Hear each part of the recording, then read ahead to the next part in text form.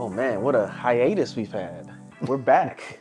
Another episode of Built by Fear, and I got Mr. Meast with me, and he came and made that trip. I know we what did we on Instagram maybe like a year or two ago, or not even Yeah. two, but maybe like a year ago, 6 months ago, or hmm something like that. We Yeah. connected, and then we made it happen. So you here? Yes, sir, I am.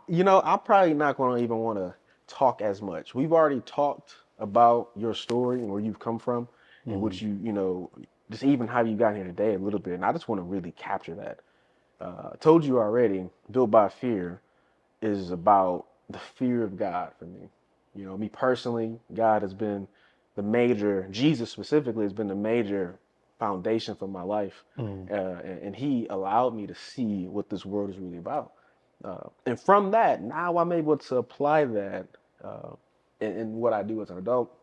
And hopefully I'm able to encourage people. So I thank you for being here, brother. Yes, sir. Absolutely. My pleasure. Absolutely. So when you first came in, I asked how old you were, and you said 23. And I was like, dang, I'm old. I'm 31. Mm. Dang. And then we got other people here behind the cameras that are also older. But yeah, so where are you from? Are you from San Antonio? Yes, sir. Okay. Born and raised. Born and Yes, sir. raised. Born and Nice. raised all my Nice. life. So I know you pretty strong. You told me about one of your goals to hit 100 reps unbroken at 135, a little Yeah. personal goal. hmm But what drove you to your fitness? And you have Meast Fitness, and you go by the name of Big Meast or Meast. Yeah. You said that was it man and beast Half combined, man, half half man, beast. half beast, and you said your coach Yeah. gave you that So, name back in the so day. his name was Mr. Collins. He gave me that name in high school. I mean, well, Okay, in middle school, Meast Fitness. Yeah. cool. Meast. So it stands for half man, half beast. Mhm. And he always called me that because I was a meast in the kitchen as far as like eating everything and all that. But that's when I got into weights. Mhm. So how I got into weights was at the age of maybe 12 or 11. I was at risk for diabetes, Okay. and that was something that my grandmother had, Mhm. and that's what she had unfortunately passed away from in 2019. And so myself, I was thinking like, oh man, I don't want that. I had to get shots and all that stuff. So I didn't want that. So that's kind of how I got into fitness because I was at risk for diabetes and I started getting to the gym more. But I started doing like little things though, just like cardio and stuff like that. Not necessarily weight training. I was Mhm. more into like losing weight instead of like lifting weights. So cardio and stuff like that just to help me lose weight and all that because that's something I didn't want when I was a kid was this 100%. diabetes and that's getting shots, insulin, Mhm. check your sugar and all that. So that's kind of how I got into fitness was really a health scare, For sure. being at risk for diabetes at the age of 12 years old. Because I used to, man, when I was about that age, 4 big reds a day, 4 Bro. tacos, 3 bag of chips. Like it was just crazy. And as I'm getting older, I'm like, and I know as you get older, your body changes. Yep. So that's what really came to me uh, to want me to get into fitness even more. Was really that. We're definitely similar in that, both, of course, both of us were fitness guys and we try to exercise and think about that functional stuff. hmm But something that is huge for me is not even just like the aesthetic purpose of it. Like, I'm not in hmm it just to look big, but very similar to what you said, like, both my grandparents had diabetes. hmm Yeah, I just said this before we got on camera. Like, my family, we took care of both of them for a long time until, they both passed away. My grandfather had both his legs amputated. So Yeah. one, gone. And for me at the time, it was like a all of a sudden, like boom, because I remember seeing my papa, what's we called him, big old belly, hard like a rock, and Yeah. and then all of a sudden it just changed.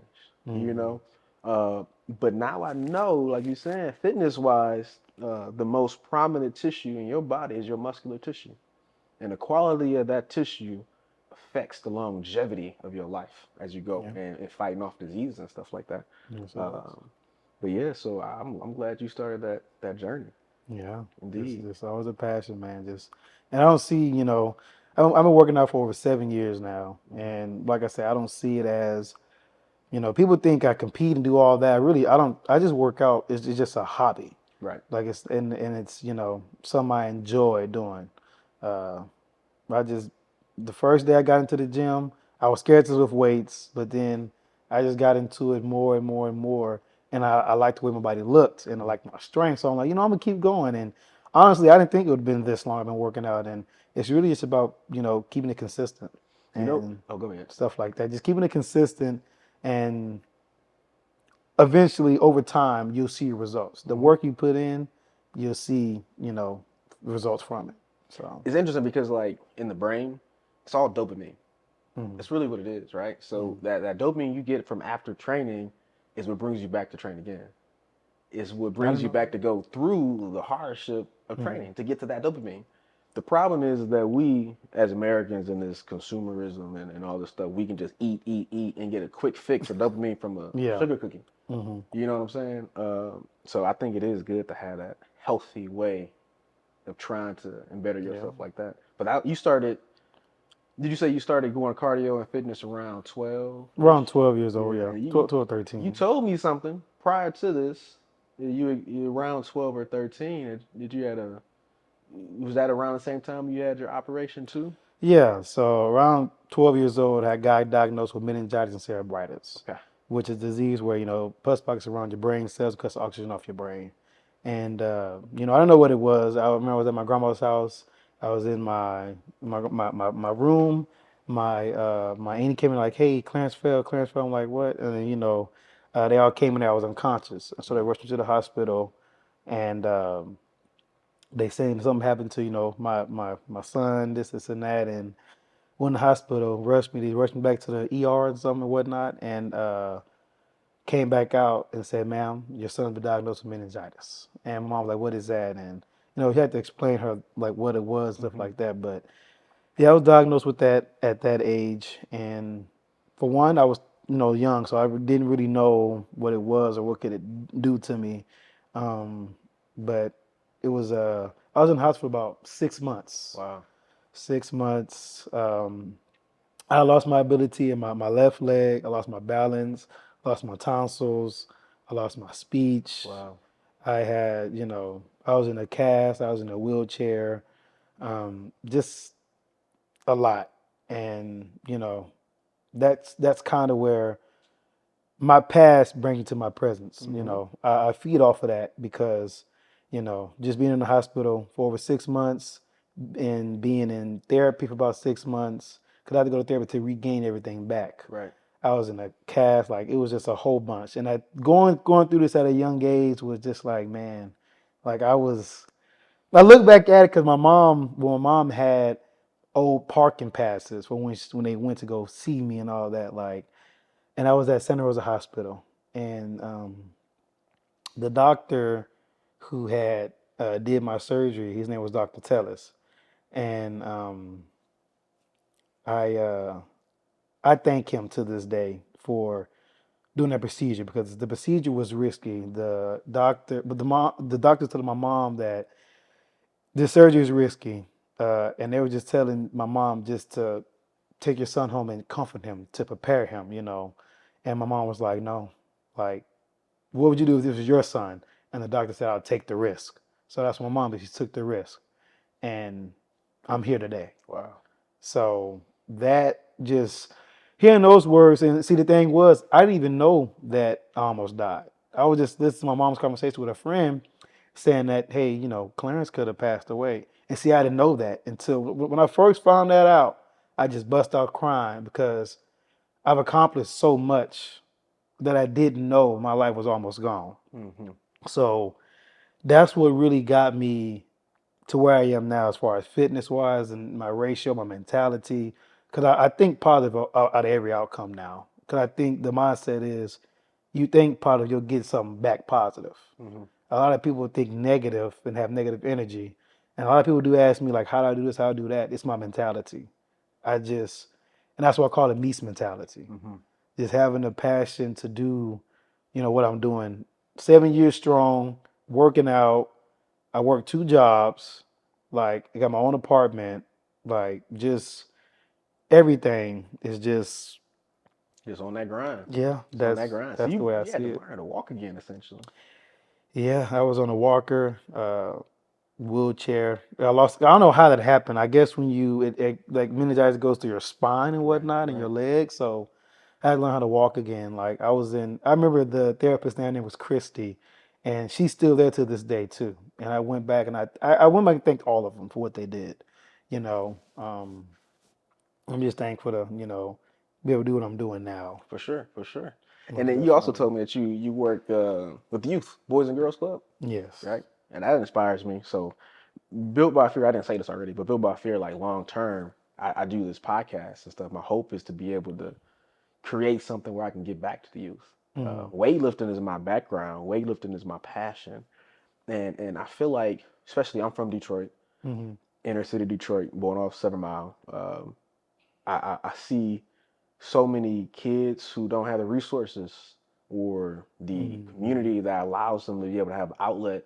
Um, and the only thing that you may get is basketball, football, something like that, baseball. And, Yeah. everybody's not always skillful for that, The but sports. but Yeah. weightlifting is one of the things where it's so fundamental. I can teach a kid how to weightlift, and Yeah. the discipline you get of being technical at a young age, the focus you need to do it. I think that Hmm. is the long that provides like that same application to whatever you do in life. You know what I'm Hmm. saying? So what Yeah. you went through, like you talking about, like the know-how of learning how to walk again, doing all that stuff you went through, that Hmm. promotes this today where you on this grind and you have to put that one step in front of the other and keep going. Hmm. Yeah. So right now, you do the Meast Fitness and you have the Boys and Girls Club. What exactly do you do with the youth? So I'm the gym lead. So I just work with them in the gym, do different activities and stuff like that. Um, Different programs we do. It's like an after school program with kids that they come from school, come to the club and just do after school activities. So we have something called Power Hour. Where they do their homework first for the first hour, and then next they do activities. Hmm. So I do like different games, like stuff we did in school when I was in Hmm. school. But it's just, I see any organization work with kids as a positive outlet. You know what I'm saying? And I've been working with youth for about 4 years. I started when I was in high school, but I worked with a program called Pay Me Their Outreach, which is a urban community that they do teen summits and all that. So I do stuff like that. That's what her name is Paula Monroe. She got me involved in that, and that kind of where it lies, where I got more involved with youth. Just Hmm. seeing them, you know, upbringing and trying to make change in their community. For sure. And me, like working at the Boys and Girls Club, I tell them every day, my biggest payday, like you ever get paid and all of that, but my biggest payday is seeing a kid smile. Hmm. That's the way I see it. And, being that father, brother, anything in their life, that's my biggest paycheck to me, seeing a kid smile. I had one kid that told me that I was a superhero. And it inspired me like, man, like that's the impact that I want to make on kids today. Hmm. Because what I see is just lack of knowledge. Hmm. They don't know what they're doing. They're Correct. just doing it out of their popularity. Correct. The worst thing I hate is the sagging part. Hmm. A Hmm. lot of them sag, and they don't know the background behind that. They're doing Right. that out of the popularity. Right. And what's funny to me is that I see kids now, they sag and wear a belt. I'm like, Yeah. bro, Just don't. It's kind why of are you like. sagging and wearing a belt? Like, I don't understand that. So that's my logic. It's like a lack of knowledge. They Yeah. don't know Yeah. what they're doing. They're doing it because of popularity. Right. And kids at the club today, I tell them like, why are you sagging? One of the kids told me, because I want to show my boxers. So I'm like, show your boxers. I said, to what? Because again, and then he was just like, he didn't know what he was saying because he was just confused on what my point was. And I'm saying that's my point. You're just sagging just to sag. You don't know what you're actually doing because sagging, originated. Well, I did a story on sagging, and sagging originated from prison. Right. Right. It From the shows jail. that you're Yeah. advertising, Correct. and sagging too, because the inmates get oversized. What is that? Yeah. Jumpsuits. Jumpsuit. Right. So when they've been there for so long, they get so used to it, and that's what sagging originated from was there. Right. So like they wear like Louis Vuitton belts and all this other stuff, Hmm. fancy boxers. I'm like, dude, like why are you sagging? And he told me, I don't know, I'm just sagging. Exactly. So It is that's what I said, lack of knowledge. is the mind is one of those places where we are programmed regardless of what we think we're doing. you know, Mm-hmm. and it's just like, how are you using the knowledge that you get, and where's it coming from? That's like the Mm-hmm. big question, you know what I'm saying? So Yeah. you're right in that it's like a lack of knowledge, maybe a lack of awareness, and you know, for guys and young girls, it takes that time. I look back at my youth and I can see the immature mind that I had. You Mm. know what I'm saying? Like I was smoking weed when I was 12 years old. And I think that had a massive impact on my 20s Yeah. and my time later on because I physically, mentally could not see past a certain range of life. Mm-hmm. It took, it took, I would say, the Lord to wake me up. Mm-hmm. Scared the heck out of me.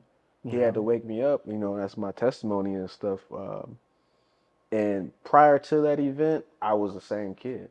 Yeah. Really, if I got kicked out of school when I was 14 and sent to Houston, Texas, to live with Mm-hmm. my sister, and Mm-hmm. that was the best thing that ever happened to me.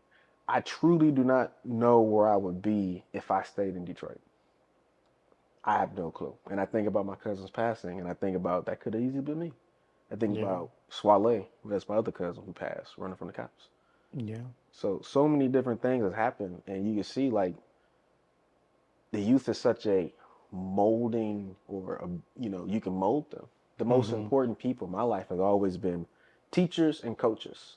Yeah. uh, Same. which is Same so here. Teachers strange. and I'll coaches. tell you one last thing, and then we get back to you. When I was in ninth grade, I was in Detroit. We had just came back from Chicago, and I was at University Prep School just outside Detroit. Mm. And Mr. Buford, Mr. Mr. Buford. Buford, he Mm-hmm. he he influenced me in a great way because he was the first African American male who was young, 28, Mm-hmm.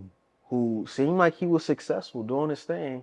That was not on the streets, Mm. and it confused me. And I was like, "You from the East Side? You from Detroit?" And he's like, Yeah. "Yeah." He's like, "I box. That was my thing." I was like, "Oh, you Mm. sure you ain't doing something on the side?" And he did not. And I could tell he was being very authentic. So it showed me that we can make the change, but it's all about the mind.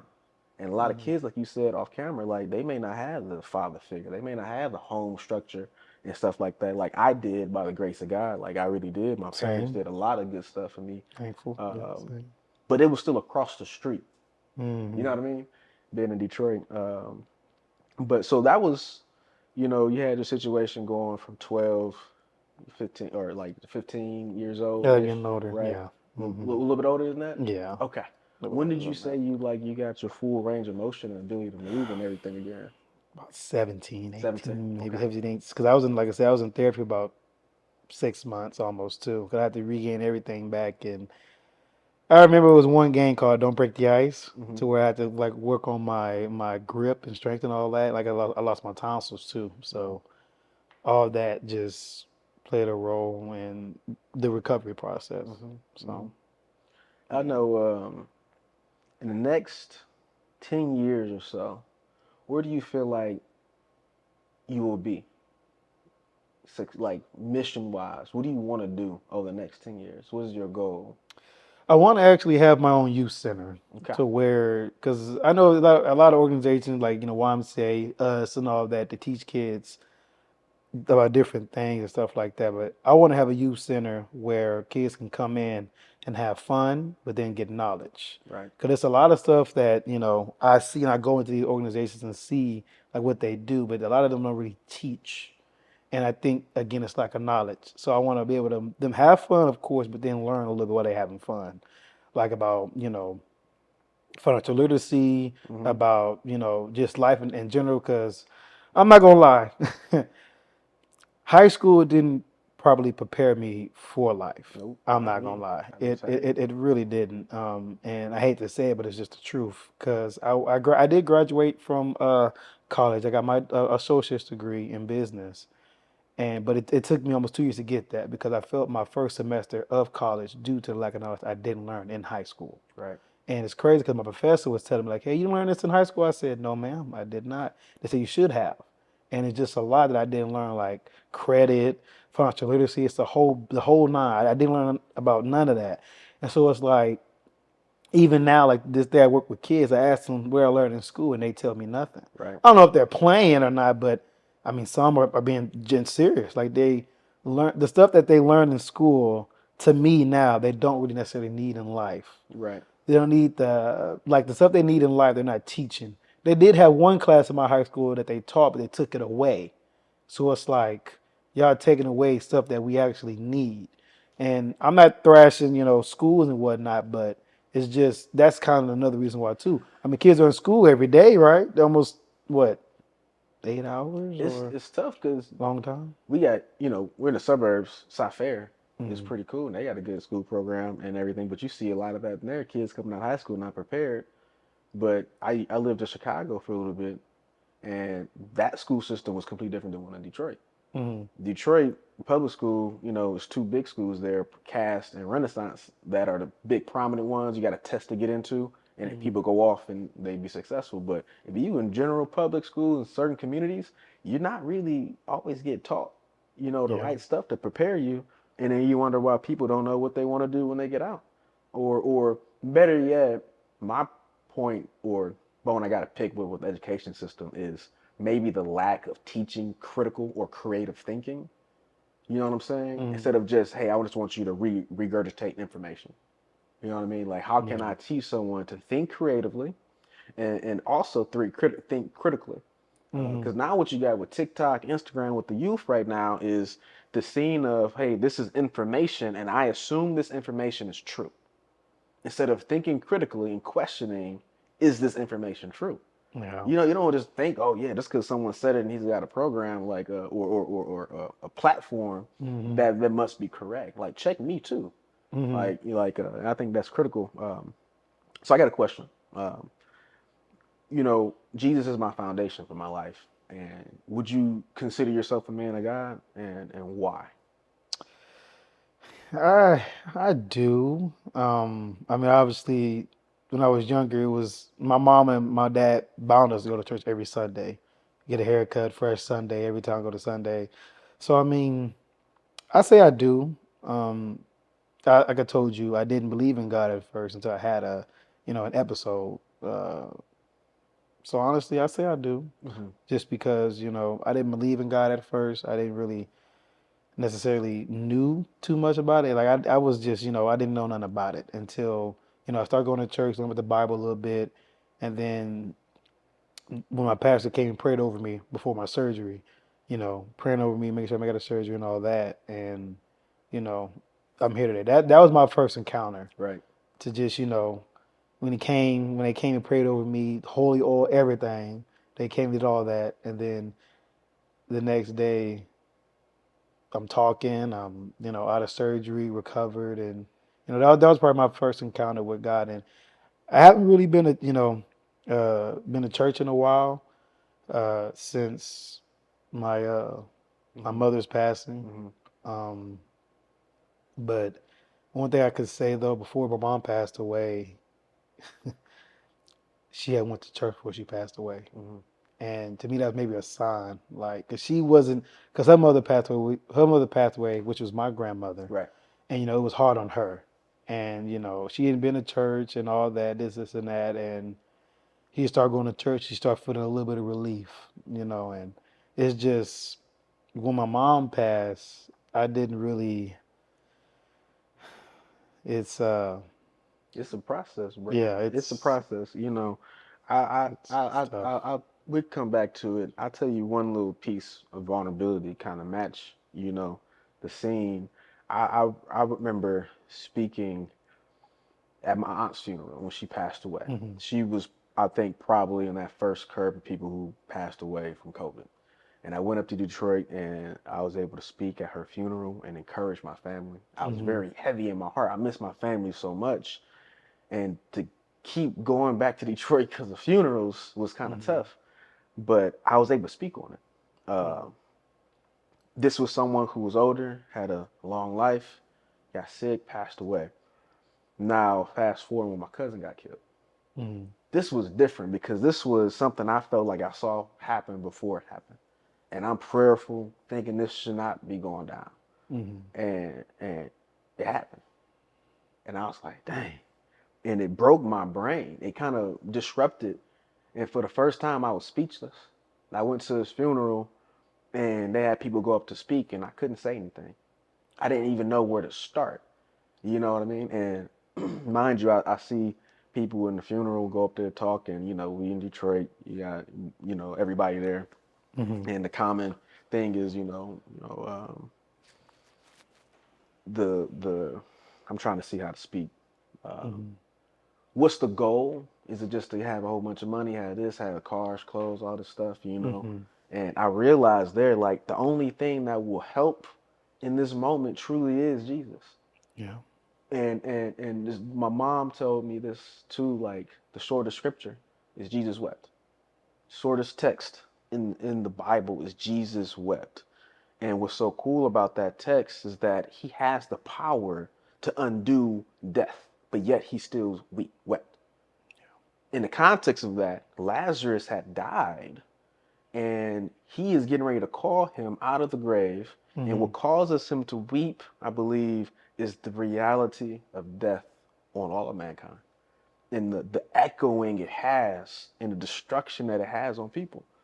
And it's really unfortunate. And I sat there and I saw my younger cousin in that casket, and I didn't know how to process it. I saw my older brother walk up to it, and I'm like, and I broke down because Yeah. I know my Cause. brother, and I'm Mm-hmm. like, dude, please walk straight so you Yeah. not next. And I'm Yeah. thinking about my cousins. I'm thinking about all this stuff, and it really, I really struggle with understanding how to process it, but it allowed my faith to become real. And Mm-hmm. I think we can have this lavish scene of faith always just being flat and just, hey, everything's great.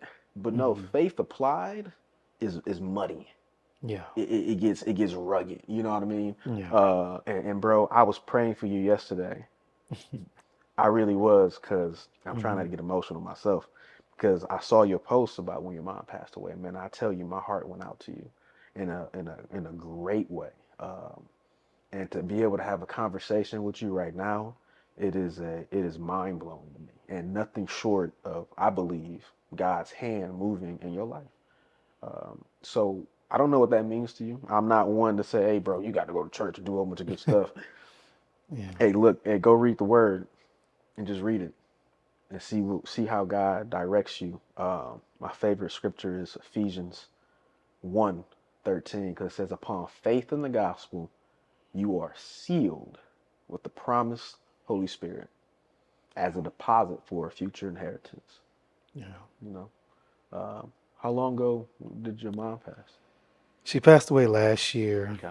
December 2nd, right Okay. after my brother's birthday, Okay. actually. And it's it was, man, just thinking about it, No, I get it, bro. I that do. that morning, man, it was tremendous. Hmm.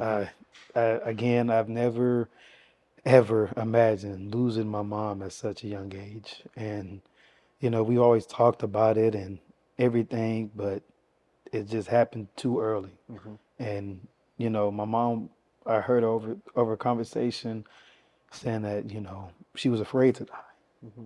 and that she was just so happy, for what she was doing. My mom was going through a lot though. She was kind of sick. She just felt hopeless, and she thought that everything was relying on me, taking care of bills and everything. But I'm your son. Hmm. That didn't bother me at all. You're my mother, and that's what she didn't really understand. But that's why she was kind of stressed out too. And then losing her mother was still a burden on her too. Yeah. And the thing about that is, I know a lot of people lose somebody and grieve differently, but and that some people move on, some people don't. But it's just, I don't think, I know I say this now, and people say you saying that now, but I don't think I'll ever get no type of closure on her death. Yeah. I don't think I ever will. And it's just, people say you're saying that now, and I am probably saying that now, but that's just the way I feel. Closure looks different. Hmm. Closure doesn't mean that you don't have the emotions or feel some kind of way. Hmm. You know what I'm saying? Because I feel some kind of way about my cousin Aaron. It's Hmm. something about someone being killed and murdered, that's it was just different. Oh I've yeah, lost most people definitely. before, but Hmm. someone actually taking his life willfully, it stirred up a rage in me that I've never really experienced. and I comprehend it now, and I can say I have closure. Mm-hmm. But it doesn't mean it's like I don't have emotions about it. I don't have these moments about it where I miss him or I miss my family or wish I was still in Detroit with my family. You know what I'm saying? Or you know what I mean? So you still have these moments. There's a rapper by the name of Swoop. Never heard of Hey, that's cool. He a Christian rapper, that. Mm-hmm. and he went through something very similar to what you went through. He lost his mom, and it took a lot of time. He was out the scene for a long time, and he had an entire album on his grieving process. And I listened to it, and one song that they had on there, he had a guy speaking. He said, "Grief is like coffee. We we can use we can use sugar and cream to know the pain of just black coffee. Mm-hmm. But until you are able to drink the cup plain, you will get the benefits of the natural fruits of good coffee." Mm-hmm. You know what I mean? But it just takes that time, that acquired taste. And I'm praying for you, bro. And it'll be a process. It's gonna look different, Yeah. and I hope you find that ability to just keep going, brother. You know what I'm And saying? I do. I mean, it's just everything that my mom instilled in me. Yeah.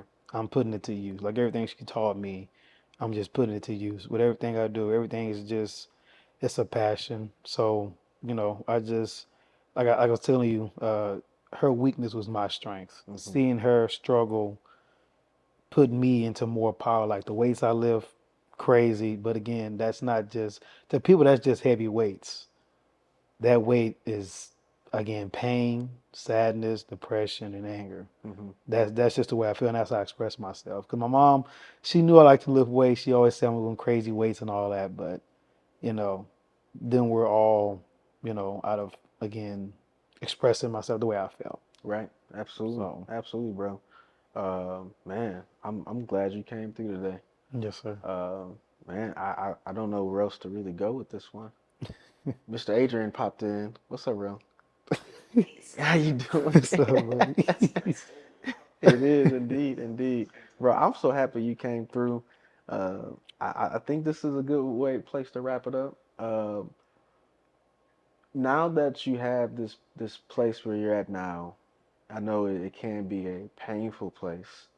I hope that you can find a way to keep going with that legacy like you want to, and I believe Almost you will. definitely. I will encourage you though when I say reach after the Lord, because He is the one we need. I mean, I stood in a funeral home full of, you know, people who run after clothes, cars, and stuff like that, and only thing I could think of, like, none of that stuff gonna help them. Yeah. None of that. What do I gotta say? I gotta go to heaven to give something that will be of actual value to them. You know what I Hmm. mean? I gotta go where eternity actually echoes out from, and that's His word.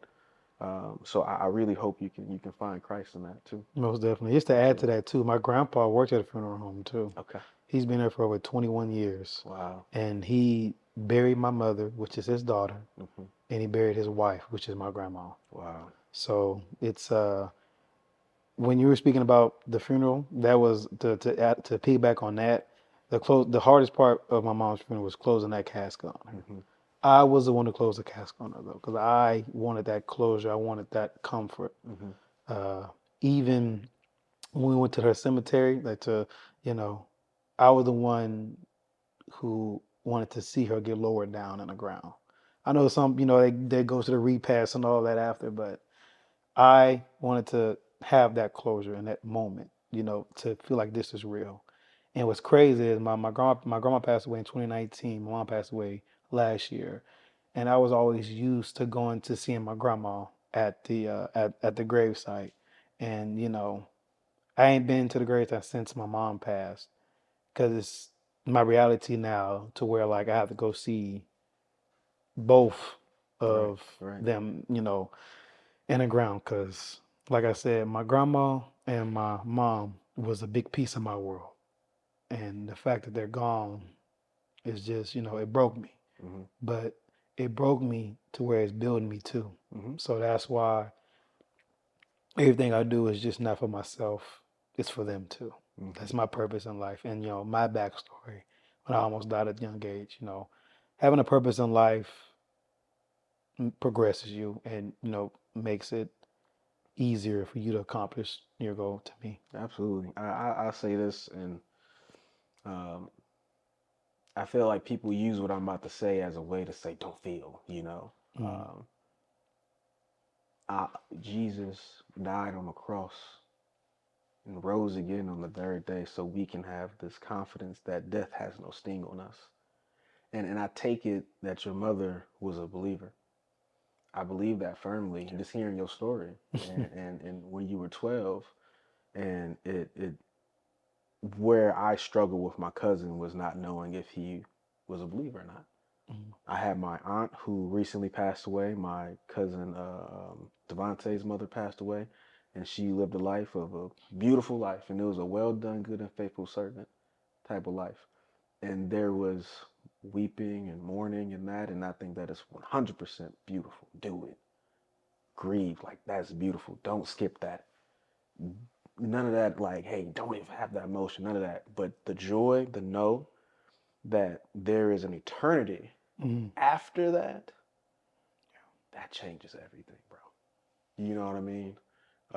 For both your mom and your grandma, for my grandparents too.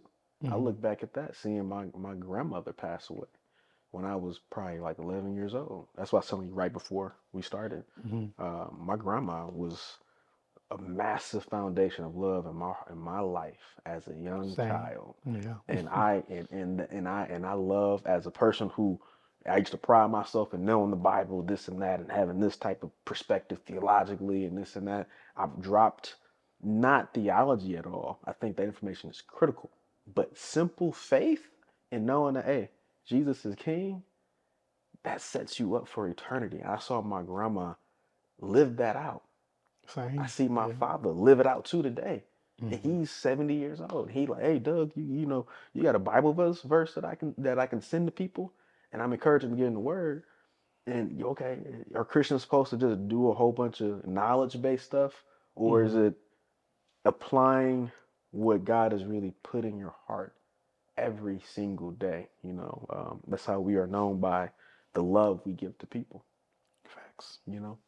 But brother, I'm so glad you came through, man. This Yes, has sir. been a honor and a privilege to have you share your story, and I'm excited to do a part two to see how you grow in the I next most year or definitely. two or whatever, maybe whenever you decide to come back. But yeah, keep going, brother. Most Yes, definitely. I sir. appreciate it. Yes, sir. Thank you, Indeed. bro. Hey, All thank you right. again.